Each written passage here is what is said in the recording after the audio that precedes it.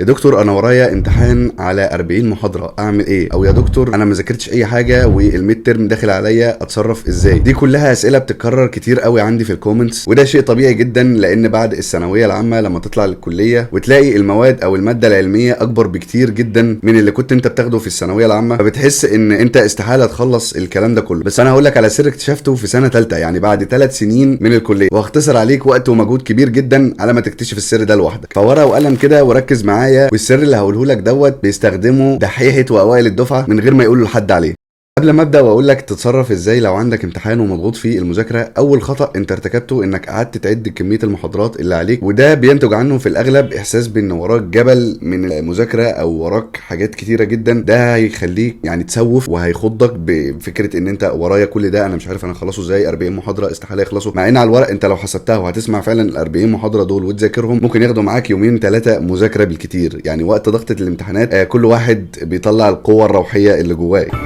كل واحد جواه قوة روحية، لما يكون عنده إرادة تطلع، يعني بتنجز حاجات كتيره جدا في وقت قليل جدا. فانت لو ماشي كده اصلا طول السنه عمر ما يبقى عليك 40 محاضره، ولو حتى انت كنت عديت عليهم قبل كده ازاي تراجعهم بطريقه افيشنت انك تحل الاسئله اللي تجي لك في الامتحان بشكل كويس، وازاي بقى توفر مجهودك ده كله لو انت مزنوق فعلا والوقت مش كفايه. تعمل ايه؟ اول حاجه انت لازم تتوكل على الله كده وتشيل بقى كل الاوفر ثينكينج ده من دماغك، وتبدا وتقول لنفسك اللي هو انا هبدا بس مذاكره، هبدا 5 دقائق مذاكره، وما لا يدرك كله لا يترك كله. يعني انا مش هسيب الدنيا سداح مداح وال 40 محاضره يا سيدي انت خلصت منهم 20 ودخلت بيهم الامتحان افضل من ما فيش. ثاني حاجه انت ممكن تركز على الاجزاء المهمه في المحاضرات او تركز على الاجزاء المهمه في المنهج اللي انت عارف ان بيجي فيها اسئله. وهنا تيجي النقطه اللي بقول لك عليها اللي هي سر من الاسرار اللي محدش بيقول لك عليها، انك ممكن تجيب امتحانات السنين السابقه او امتحانات الدفعات اللي اكبر منكم وتشوف ايه الاسئله اللي بتتكرر، ايه المواضيع المهمه، ايه المواضيع اللي الدكاتره بتاكد عليها في المحاضرات فبتيجي في الاسئله كتير. دي كلها تريكس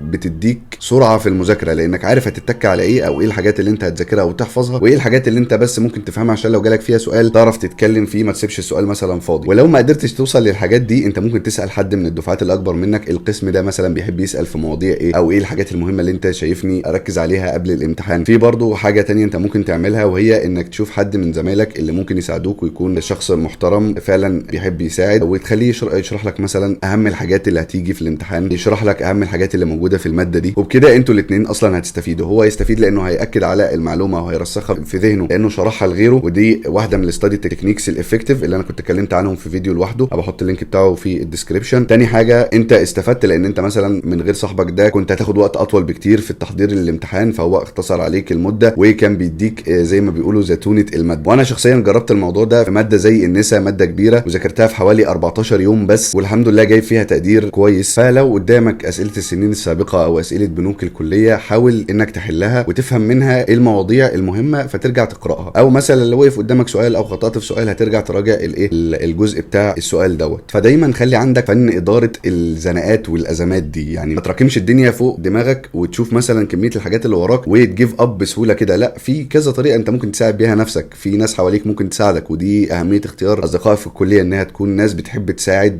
بعض. يعني الكوميونتي بتاعك في الكليه لازم يكون من اللي هو الناس اللي بتشد بعض لقدام. يعني انا فاكر ان انا وزمايلي بدانا الكليه تقريبا بتقدير منخفض اللي هو تقدير جيد تمام، والحمد لله على ما وصلنا اخر الكليه كان في منا كتير بيجيبوا امتيازات وجيد جدا، وكنا بنساعد بعض على ان احنا نطلع لفوق.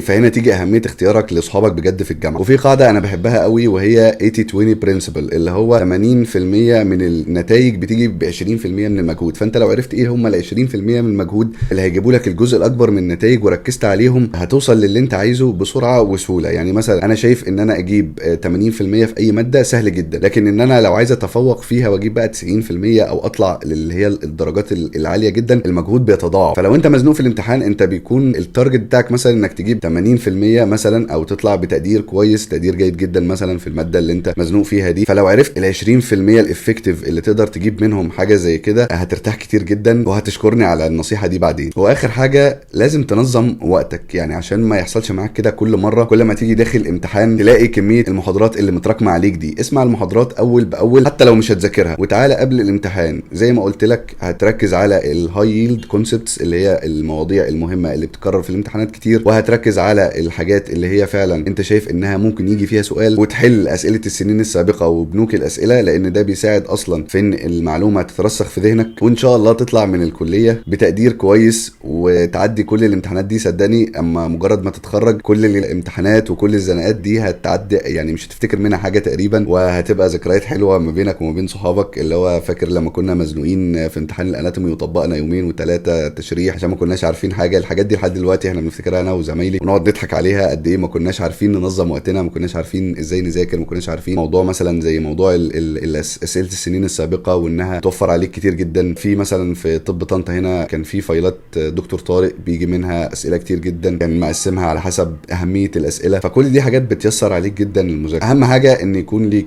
ناس تساعدك وتشدك لقدام، ودي كانت نبذه كده عن ازاي تتصرف في وقت الزنقه وفي وقت الامتحانات. لو عايز تعرف اكتر عن الحاجات اللي انا استفدتها في كليه الطب خلال رحلتي ال6 سنين اللي فاتوا، هتلاقي الفيديو ده هنا فيه خلاصه المهارات اللي اكتسبتها في ال6 سنين اللي فاتوا.